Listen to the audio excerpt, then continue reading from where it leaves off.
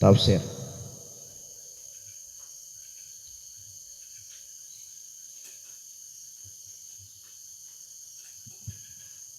Sampai di ayat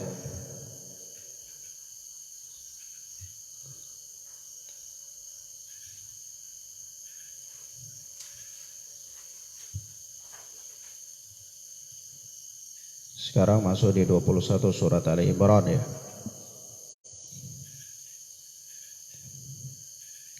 Iqra ya khana Ja'far.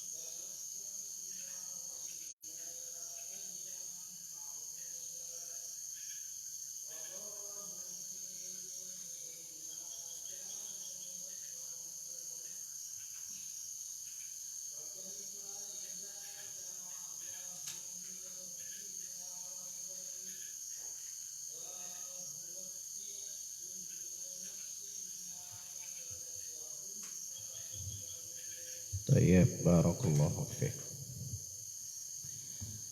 A'udzu billahi samiil alim minasyaitonir rajim min hamzihi wa nafthihi wa nafthihi.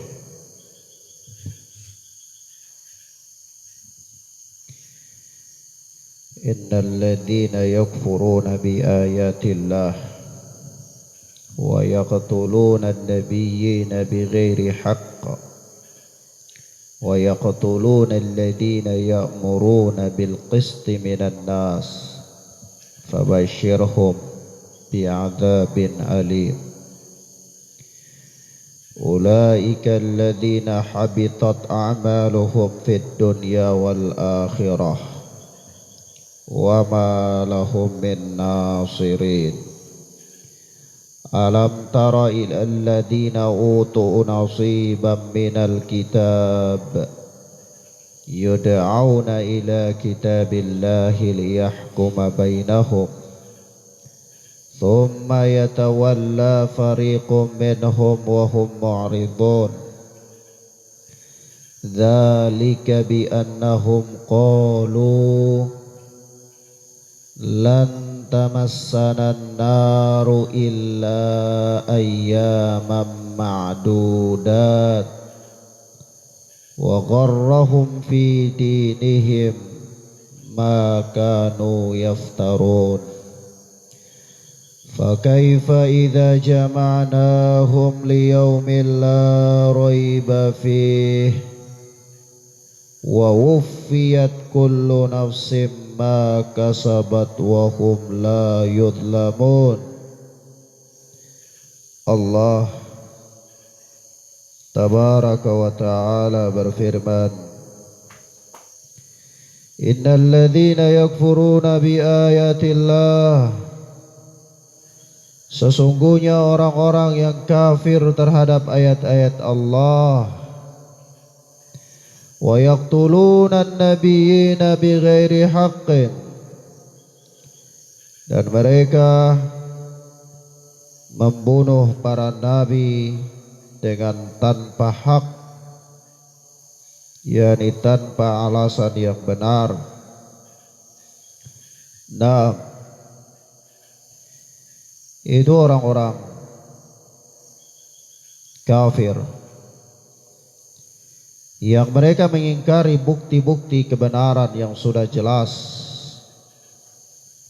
dan risalah yang dibawa oleh para nabi dan para rasul. Dari zaman ke zaman mereka mengingkarinya. Dari satu dekade kepada dekade yang lain mereka berada dalam pengingkaran terhadapnya. 6. Dan bukan hanya sampai di situ, yakni bukan mereka mengkufuri, mereka kafir terhadap kebenaran yang jelas dan risalah yang dibawa oleh para nabi dan para rasul.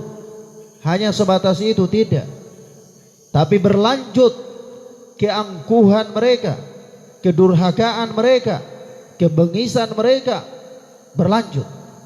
Yaitu apa? Sampai pada tahapan wa yaqtuluna an-nabiyyina bighairi haqqin, yaitu mereka membunuh para nabi dengan alasan yang tidak benar. Penentangan demi penentangan, pengingkaran demi pengingkaran. Tidak cukup sampai di situ, tetapi berlanjut sampai pada pembunuhan terhadap para nabi. Subhanallah. Ujian yang diderita, cobaan yang dialami oleh para nabi dan para rasul dalam mengemban misi dakwah, membawa agama Allah ke permukaan bumi ini sangatlah berat dan sangatlah banyak. Tidak henti-henti pertentangan dan permusuhan itu terjadi. Ujian demi ujian, cobaan demi cobaan, sampai nyawa pun dipertaruhkan oleh para penentang. Jadi permusuhan, pertikaian antara ahlul haq dan ahlul batil itu sudah bukan hal yang baru lagi, bukan, tetapi sudah hal yang biasa sejak dari zaman dulu sampai sekarang, bahkan sampai hari kiamat. Sampai hari kiamat selalu terjadi. Dalam perjalanan hidup manusia ini dua kubu saja, kubu ahlul haq dan kubu ahlul batil. Kalau berada pada ahlul haq, mau atau tidak mau, rela atau tidak rela, harus menanggung risiko-risiko dari sebuah perjuangan, risiko-risiko dari sebuah perjuangan, terutama perjuangan untuk menegakkan agama Allah Subhanahu wa ta'ala. Dan tidak sampai di sini. Bukan hanya para nabi dan para rasul yang menjadi sasaran, bukan, tetapi berlanjut, yaitu apa? Wa yaqtuluna alladhina ya'muruna bil qisti, berlanjut kepada mereka membunuh orang-orang yang memerintahkan manusia untuk berbuat adil. Orang yang menegakkan kebenaran, menegakkan amar ma'ruf nahi mungkar, memerintahkan kepada manusia untuk melakukan yang ma'ruf dan mencegah mereka dari kemungkaran, melarang mereka dari kemungkaran. Mereka ini pun diincar. Apa maksudnya? Tidak ada lain kecuali untuk memadamkan kebenaran.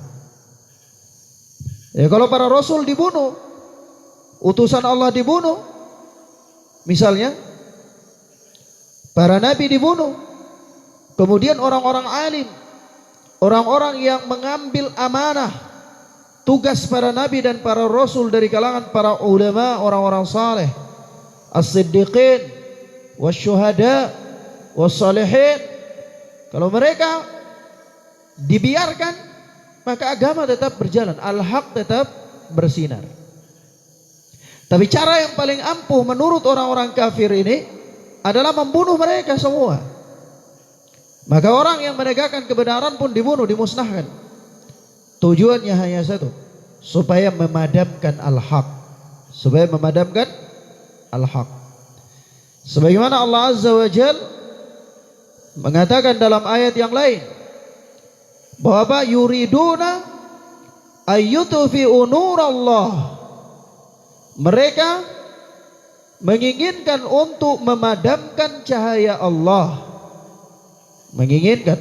Dan itu keinginan mereka, keinginan terbesar mereka. Tetapi apa yang terjadi? Wallahu mutimmu nurihi. Allah subhanahu wa ta'ala senantiasa apa? Menyempurnakan cahayanya. Dan wa makarullah wallahu khairul makirin. Mereka memang senantiasa membuat makar tipu daya.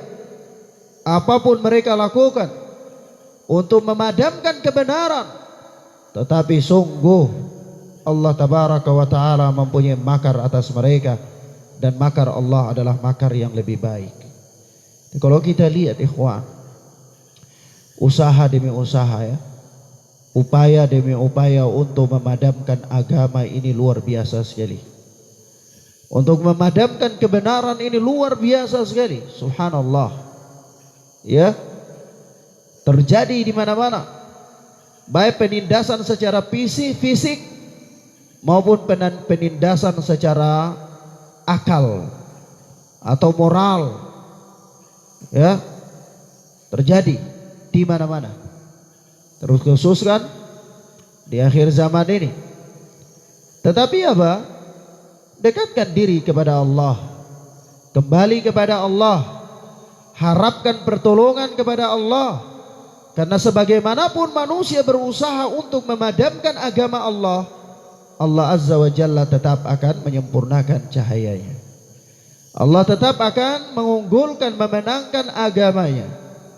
Dan subhanallah, Allah tabaraka wa ta'ala akan membalas makar mereka. Persoalannya, apakah kita adalah orang yang pantas untuk dibela oleh Allah atau tidak? Nah, bagaimana kita mendapatkan pembelaan dari Allah kalau kita sendiri tidak membela agama Allah? Bagaimana kita mendapatkan pembelaan dari Allah kalau kita jauh dari Allah Azza wa Jalla? Sementara Allah subhanahu wa ta'ala berfirman, in tansurullah yansurkum wa yuthabbit aqdamakum. Kalau kalian menolong agama Allah, maka Allah pasti akan menolong kalian. Dan Allah mengokohkan kaki-kaki kalian. Subhanallah. Persoalannya, sudahkah kita berusaha untuk itu ataukah belum? Sudahkah kita melakukan sebab yang dengannya mendatangkan pertolongan Allah? Sudahkah kita melakukan sebab yang dengannya Allah menurunkan rahmat dan taufiknya kepada kita? Ataukah kita berada dalam kelalaian? Ataukah kita berada dalam kedurhakaan? Ataukah kita berada dalam penyimpangan? Ataukah kita semakin hari semakin jauh dari Allah? Nah, dan Masya Allah ya. Lalu apa kata Allah Azza wa Jalla? Wa yaqtuluna alladhina ya'muruna bil qisti minan nas. Dan mereka membunuh orang-orang yang memerintahkan untuk berbuat adil, menegakkan kebenaran. Jadi kalau menegakkan kebenaran itu punya risiko. Berjuang di jalan Allah li'i'la'i kalimatillahi azza wa jal itu punya risiko. Meninggikan agama Allah itu punya risiko. Tidak bisa orang santai-santai, enteng, enak, ya, tidak bisa. Nah, para rasul saja mendapatkan cobaan, gangguan. Para nabi dihadang, orang-orang saleh mereka pun dihadang, ya. Bahkan bukan hanya dihalang-halangi perjuangan dakwah mereka, tapi bahkan adanya makar untuk membunuh mereka. Dan itu sudah biasa. Itu sudah biasa. Karena pertarungan antara ahlul haq dan ahlul batil itu terjadi terus dari zaman ke zaman, walaupun manusianya berganti-ganti. Walaupun manusia berganti-ganti. Nah, karena Allah Subhanahu wa taala telah menetapkan hal itu dalam ayatnya. Wa ja'alna likulli nabiyyin aduwan syayatinal insi wal jin. Demikianlah kami telah menjadikan pada para nabi, setiap para nabi itu musuh-musuh. Musuh-musuh itu apa? Ya, berasal dari kalangan setan-setan manusia maupun setan-setan jin. Setan-setan dari kalangan manusia atau syaitan-syaitan dari kalangan jin. Mereka apa? Mereka menjadi musuh yang nyata bagi para nabi. Lah kalau orang yang mengambil tugas para nabi, ya mau tidak mau dia harus berhadapan dengan musuh para nabi. Sudah pasti. Dan di sini para ulama, karena Rasulullah mengatakan al ulama warathatul anbiya. Para ulama adalah pewaris para nabi. Nah, kemudian kata Allah, fabashirhum bi'adzabin alim. Maka sampaikanlah kepada mereka tentang azab Allah yang pedih. Sampaikan kepada mereka kabar gembira. Insyaallah ya. Orang itu kalau bergembira dengan kabar yang baik ya, ini bergembira dengan kabar adab. Subhanallah, sindiran ya, kinayah. Sindiran kepada mereka. Sampaikan kepada manusia yang durjana seperti ini, sampaikan kepada para pembangkang yang seperti ini, bahwa bergembiralah kalian nanti dengan azab Allah. Bergembiralah kalian dengan azab Allah yang pedih. Nah, subhanallah ya. Dan setiap orang yang menentang al-haq itu akan tragis akhir daripada kehidupannya, apakah di dunia ataupun di akhir. Nah, orang yang memusuhi wali Allah itu sama dengan dia memusuhi Allah. Dia mengumumkan perang dengan Allah subhanahu wa ta'ala. Mengumumkan perang dengan Allah tidak akan pernah berhasil. Tidak akan pernah berhasil. Nah, ulaika alladzina habitat a'maluhum fid dunya wal akhirah. Mereka itu orang-orang yang kafir, menentang kebenaran, mengingkarinya, membunuh para nabi, membunuh orang-orang yang memerintahkan kepada kebaikan, yang senantiasa memerintahkan kepada yang ma'ruf dan cegah daripada yang mungkar. Maka mereka itu adalah orang-orang yang gugur pahala mereka di dunia dan akhirat. Gugur pahala mereka. Kebaikan-kebaikan yang mereka lakukan di dunia itu gugur, dan juga tentu tidak mendapatkan balasan di akhirat. Ya. Nah, wa ma min nasirin, dan mereka tidak memperoleh penolong. Tidak ada yang menolong mereka. Tidak ada yang menolong mereka. Insyaallah ya. Nah, dan ini jelas ayat ini yang terpahami dari ayat yang mulia ini secara umum adalah bahwa balasan terhadap orang-orang yang ingkar dan membunuh para nabi. Balasan terhadap orang-orang yang ingkar dan membunuh para nabi. Maka di dalam dua ayat ini ada beberapa faedah ya. Beberapa faedah. Namun sebelumnya secara umum juga ayat ini menyingkapkan kepada kita tabiatnya orang-orang Yahudi. Tabiatnya, kejahatan mereka ya, dari kalangan ahlul kitab ini, Yahudi dan Nasara. Oh ya, tabiatnya mereka ini Masya Allah jelek sekali terhadap kebenaran. Bahkan sampai membunuh ahlul haq.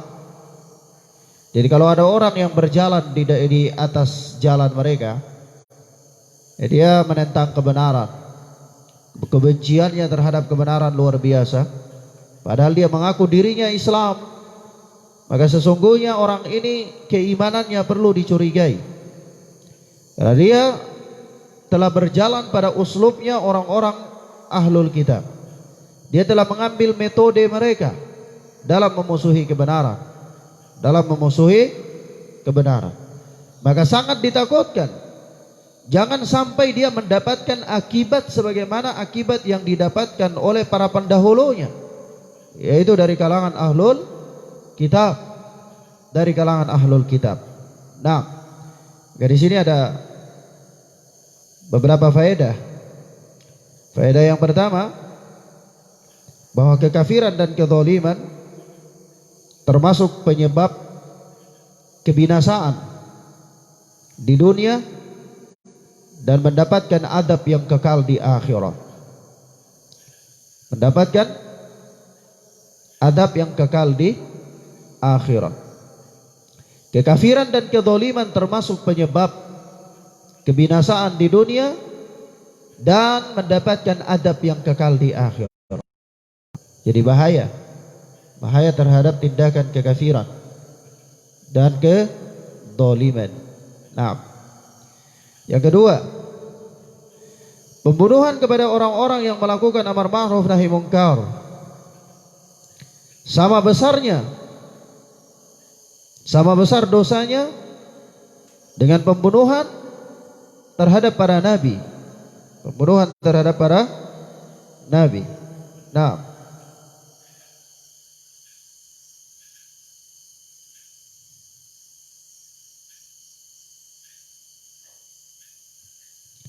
ini ada satu riwayat ya,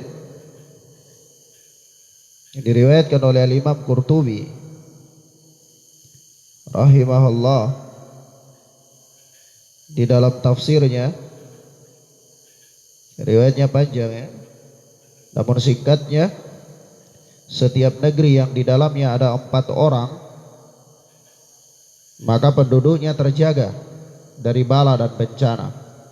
Ada 4 jenis manusia, maka penduduk negerinya terjaga dari bala dan bencana. Yaitu apa? Yang pertama adalah pemimpin yang adil, yang tidak berbuat zalim. Seorang pemimpin yang adil, yang tidak berbuat zalim. Yang kedua, seorang ulama yang teguh di jalan hidayah. Seorang ulama yang teguh di atas jalan hidayah. Yang ketiga, para pemuka agama yang menyuruh kepada yang ma'ruf dan mencegah dari yang mungkar. Para pemuka agama yang menyuruh pada yang ma'ruf dan mencegah dari yang mungkar. Dan yang keempat, dan berkemauan keras dalam menuntut ilmu serta mempelajari Al-Quran. Nah, dan berkemauan keras dalam menuntut ilmu serta mempelajari Al-Quran. Ya, dan yang berikut, yang keempat, para kaum wanita yang berpakaian tertutup, tidak berpenampilan layaknya penampilan kaum jahiliyah, yakni tidak bertabarruj. Tidak bertabarruj. Nah,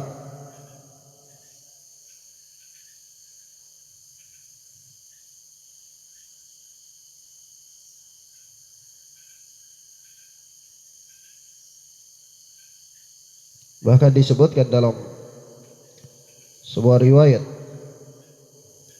dari Ibnu Majah, dikeluarkan oleh Imam Ibnu Majah dari sahabat Anas bin Malik. Dari sahabat Anas bin Malik, jadi mengatakan Rasulullah sallallahu alaihi wasallam pernah ditanya ya, wahai Rasulullah, kapankah ditinggalkannya amar ma'ruf nahi munkar? Yani kapan lagi orang-orang tidak melakukan amar ma'ruf nahi munkar? Maka beliau sallallahu alaihi wasallam menjawab, ketika terjadi fenomena di tengah-tengah kalian sebagaimana fenomena yang terjadi pada umat sebelum kalian. Maka para sahabat pun bertanya, ya Rasulullah, wahai Rasulullah, fenomena apa yang dimaksud? Maka Rasulullah sallallahu alaihi wasallam menjawab, ketika kekuasaan berada di tangan orang-orang yang hina di antara kalian, ketika Kekuasaan berada di tangan orang-orang yang hina di antara kalian. Perbuatan keji dilakukan oleh para pembesar kalian. Dan ilmu berada di tangan orang-orang yang tidak memiliki kebaikan. InsyaAllah ya. Tiga hal yang tidak ada lagi nanti ditegakkannya amar ma'ruf nahi munkar dalam riwayat Ibnu Majah dari Anas bin Malik ini, yaitu apa? Ketika telah terjadi fenomena yang pernah terjadi pada umat-umat terdahulu. Fenomena apa? Ya, fenomena itu adalah kekuasaan berada di tangan orang-orang yang hina. Yang kedua apa? Yang kedua, yaitu perbuatan keji dilakukan oleh para pembesar kalian, orang-orang yang dianggap besar, ya, orang-orang yang dianggap tokoh. Mereka tidak takut kepada Allah, sehingga para tokoh ini melakukan kemungkaran lebih banyak daripada rakyat jelata. Subhanallah. Dan yang ketiga apa? Ilmu berada di tangan orang-orang yang tidak memiliki kebaikan. Maka dari itu Masya Allah ya, dan sebagian para salaf dulu itu kalau orang-orang yang rendahan, tidak punya tabiat yang buruk, datang belajar agama, mereka kurang suka. Ya, kenapa? Karena memang agama kalau ada di tangan orang-orang seperti ini takut mereka. Iya. Nah, dari itu subhanallah. Nah, kalau sudah ada tiga hal seperti ini, pertanda bahwa tidak ada lagi ditegakkan amar ma'ruf nahi munkar. Dan memang Masya Allah ya, kita lihat ya, kadang-kadang ada kemungkaran di sebuah negeri, ada katakanlah kemungkaran, tapi semua orang tidak peduli, semua orang tidak lagi peduli dengan kemungkaran itu. Bahkan mereka menganggapnya hal yang biasa, berpikir untuk meredamnya saja tidak. Dan kalau ada yang berpikir, mereka sendiri tidak bisa mengambil langkah untuk itu. Waliyadzubillah. Karena memang apa? Para penguasa ini adalah orang-orang yang hina. Orang-orang yang hina. Nah, kalau kekuasaan berada di tangan mereka, binasalah umat ini. Binasalah umat ini. Maka dari itu apa kata Allah Subhanahu wa taala ya? Kalau dalam kondisi demikian tidak ada lagi amar ma'ruf nahi munkar, itu Allah Azza wa Jalla berfirman dalam surat Al-Maidah. Allah katakan, lu'inal ladina kafaru min bani Israila ala lisani Dawud wa Isa bin Maryam dzalika bima asaw wa kanu ya'tadun kanu la yatanahawna an munkarin fa'aluhu. Kata Allah, Allah telah melaknat Bani Israel. Lu'inal ladina kafaru min Bani Israel. Allah telah melaknat orang-orang kafir dari kalangan Bani Israel. Ala lisani Daud wa Isa bin Maryam, atas perantara lisannya Nabi Allah Daud dan Isa putra Maryam. Yaitu kenapa? Kenapa Allah melaknat mereka? Yaitu asaw, karena mereka durhaka, wa kanu ya'tadun, dan mereka melampaui batas. Kanu la yatanahawna an munkarin fa'aluhu. Yang ketiga, tidak ada lagi amar ma'ruf nahi munkar di antara mereka. Yani mereka telah menganggap apa? La yatanahawna an munkarin fa'aluhu. Mereka tidak saling mencegah dari kemungkaran yang ada di tengah-tengah mereka. La haula wala quwata illa billah. Kalau ada kemungkaran sudah merajalela, kedzaliman, kerusakan demi kerusakan, dan manusia tidak ada lagi yang peduli untuk mencegahnya, ini alamat bahwa akan datangnya laknat Allah Azza wa Jalla. Sebagaimana Allah telah melaknat Bani Israel. Allah melaknat mereka dengan sebab tiga perkara. Salah satunya adalah mereka tidak saling mengingkari kemungkaran di antara mereka. Maka bahaya. Kemungkaran harus diingkari. Apapun bentuknya harus diingkari. Kalau itu adalah sebuah kemungkaran. Kalau itu adalah sebuah kemungkaran. Maka Masya Allah, kata Allah, labisa ma kanu yaf'alun. Sungguh jelek apa yang mereka lakukan itu. Ini perbuatan meninggalkan kemungkaran, menganggapnya biasa, tidak peduli dengannya, ya. Yang penting dirinya selamat dan tidak peduli dengan lingkungan, tidak peduli dengan negeri, tidak peduli dengan situasi, kondisi sosial di mana dia tinggal. Maka ini perbuatan yang buruk, kata Allah. Perbuatan yang buruk. Labisa ma kanu yaf'alun. Sangat buruk apa yang mereka lakukan tersebut. Subhanallah. Itu bahaya. Bahaya. Naam. Masya Allah, ya, disebutkan dalam sebuah riwayat, ya, diriwayatkan oleh Al-Imam Ibnu Abi Hatim dan Ibnu Jarir dari sahabat Abu Ubaidah radhiyallahu taala di mana dia berkata, ya, dalam riwayat tersebut, ya Rasulullah, ayyun nasi asyaddu adzaban yaumal qiyamah. Wahai Rasulullah, siapakah yang azabnya paling dahsyat pada hari kiamat? Siksanya paling dahsyat. Qala rajulun qatala nabiyyan aw rajulan amara bima'rufin wa naha 'an munkarin. Subhanallah. Maka kata Rasulullah, yaitu orang yang membunuh nabi atau membunuh orang yang menyeru kepada kebaikan dan mencegah dari yang mungkar. Kalau orang yang menyeru manusia kepada yang ma'ruf dan mencegah manusia dari yang mungkar, lalu dia mendapatkan siksaan, intimidasi, dan dia dibunuh barangkali, maka orang yang membunuhnya ini adalah orang yang apa? Asyaddu adzaban yaumal qiyamah. Adabnya paling pedih pada hari kiamat. Nah, thumma qara'a. Kemudian Rasulullah membaca ayat ini. Innal ladzina yakfuruna bi ayatillah, yakni surat Ali Imran, ya. Nah, Rasulullah sallallahu alaihi wasallam membaca ayat yang mulia ini. Tsumma qala, kemudian Rasulullah selesai membaca ayat ini, beliau bersabda, ya Abu Ubaidah, wahai Abu Ubaidah,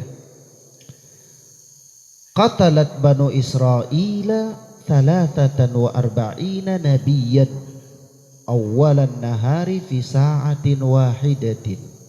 Allahu akbar. Wahai Abu Ubaidah, sungguh Bani Israel itu mereka telah pernah membunuh 43 orang nabi pada pagi hari dalam 1 jam. Allahu akbar. Ya, kebengisan yang luar biasa, ya. Yaitu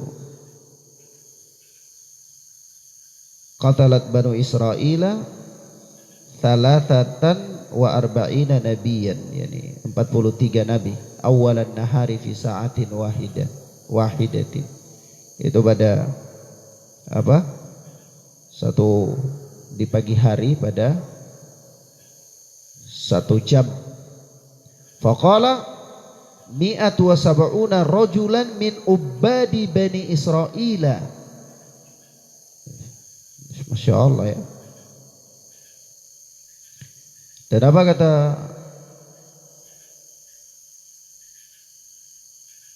Rasulullah sallallahu alaihi wasallam? Lalu bergeraklah 170 orang dari kelompok ahli ibadah Bani Israel. Fa'amaruhum bil ma'rufi wa nahauhum an munkarin. Lalu kelompok ahli ibadah itu memerintahkan mereka kepada yang ma'ruf dan melarang mereka dari yang mungkar.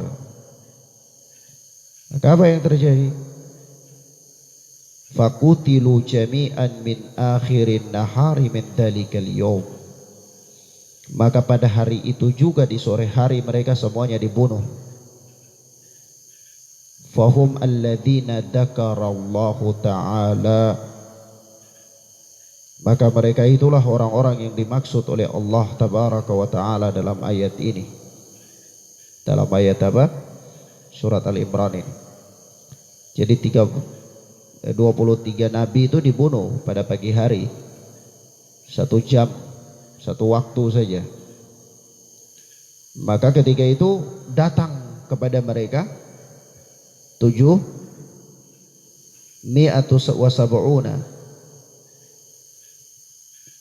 yakni 170 orang ahli ibadah dari kalangan Bani Israel datang kepada orang-orang yang membunuh para nabi itu, lalu mendakwahi mereka, perintahkan mereka kepada yang ma'ruf dan melarang mereka dari yang mungkar. Tapi ternyata dakwah mereka itu tidak disambut, tapi qutilu jami'an fi akhirin nahar. Merekanya justru dibunuh pada sore hari itu juga. Ya, subhanallah, 170 orang, mi'atu wa sab'una rajulan, 170 orang. Nah, maka fahum alladzina dzakarallahu ta'ala, maka mereka inilah yang Allah sebutkan dalam ayat ini ya, yaitu membunuh para nabi dan membunuh orang-orang yang memerintahkan kepada yang ma'ruf ya, dengan cara yang tidak benar, insyaallah ya. Nah,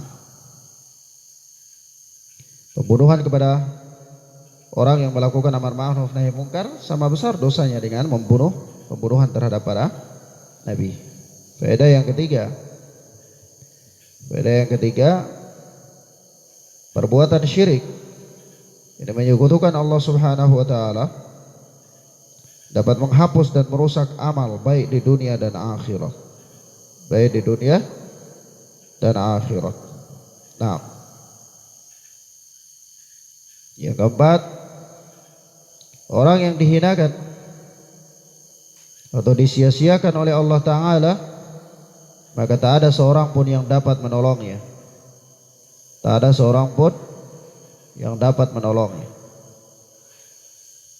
Demikian pula sebaliknya, barang siapa yang ditolong oleh Allah Subhanahu wa Ta'ala, maka tidak ada seorang pun yang dapat mengalahkannya.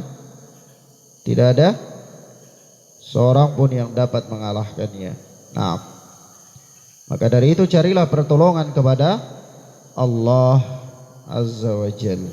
Nah, demikian ikhwana fiddin, azani Allah wa iyyakum. Ini beberapa hal yang bisa kita sampaikan pada kesempatan yang mubarakah ini. Mudah-mudahan bermanfaat bagi kita semua insyaallah. Hadanallahu wa iyyakum wa barakallahu fikum. Allahumma inna nas'aluka al-huda wat-tuqa wal-'afaf wal-ghina. Allahumma inna nas'aluka rizqan thayyiban wa ilman nafi'ah wa amalan mutaqabbalah. Allahumma yassir lana wa la tu'assir alaina. Allahumma barik lana fima a'tait. Subhanakallahumma bihamdika asyhadu an la ilaha illa anta astaghfiruka wa atubu ilaik. Wassalamualaikum warahmatullahi wabarakatuh. Adze.